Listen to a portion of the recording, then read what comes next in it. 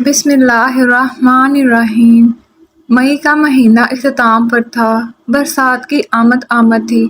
موسم میں بدلاوا آنے لگا تھا۔ کبھی ابر ہوتا، کبھی دھوپ کھل جاتی اور کبھی تیز ہوائیں چلنے لگتی۔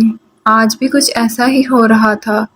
بہت دنوں کے بعد آج من ہوا کہ پیدل ہی سیر کی جائے، سو میں پیدل ہی بازار کی طرف چل پڑا۔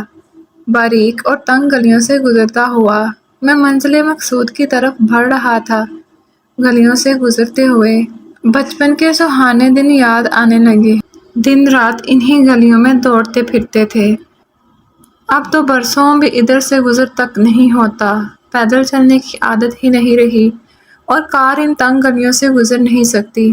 سوچا بازار تک آ ہی گیا ہوں تو کیوں نہ برکت علی قیمے والے کا مشہور و معروف قیمہ نان نوش فرمایا جائے۔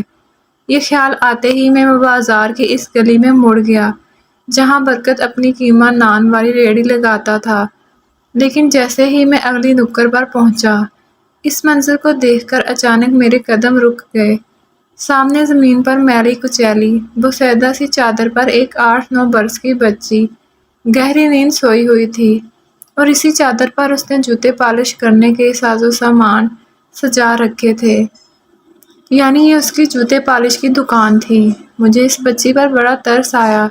معصوم سی صورت، بکھرے ہوئے بال جن پر سڑک سے اڑ کر دھول جم گئی تھی۔ میں خاموشی سے وہیں کھڑے رہ کر اس کے جاگنے کا انتظار کرنے لگا۔ کچھ دیر بعد وہ بچی نیند سے بیدار ہو گئی اور آنکھیں مسلتی ہوئی میری طرف دیکھ کر بولی، جوتے پالش کروانے ہیں جناب؟ میں نے مسکرا کر جواب دیا، ہاں جی کروانے تو ہے، لیکن میں تو جوتے گھر ہی بھول آیا ہوں۔ آپ ایسا کریں، یہ پیشگی پیسے رکھ لیں، میں بعد میں آ کر آپ سے جوتے پالش کروا لوں گا۔ بولتے ہوئے میں نے جیب سے 500 کا نوٹ نکال کر بچی کی طرف بڑھا دیا۔ وہ حیرت اور بیچارگی سے میری طرف دیکھنے لگی۔ میں نے پوچھا، کیا ہوا؟ یہ لو پیسے۔ کہنے لگی، جناب واپس دینے کے لیے کھلے پیسے نہیں ہیں میرے پاس۔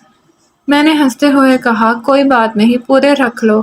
کہنے لگی، پالش کی اتنی اجرت نہیں بنتی جناب۔ میں نے کہا، تو کیا ہوا، یوں ہی رکھ لو۔ کہنے لگی، یوں ہی کیسے رکھ لوں جناب؟ ابھی تو آپ جوتے لائے بھی نہیں ہیں اور میں نے پالش بھی نہیں کی ہے۔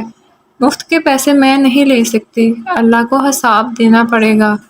بچی کا جملہ سن کر میرا پورا وجود لرز گیا۔ میں حیرت سے اس بچی کی طرف دیکھنے لگا اور بچی معصومیت سے میری طرف دیکھے جا رہی تھی۔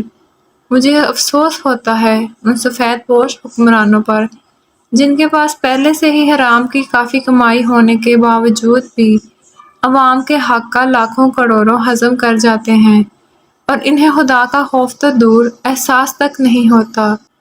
اور یہاں ایک غریب بدحال بچی جو حلال روزی کماتی ہے، جس سے 2 وقت کی روٹی بھی مشکل سے میسر ہوتی ہوگی، اسے اللہ کے سامنے جواب دہ ہونے اور حساب دینے کا کتنا خوف و ڈر ہے۔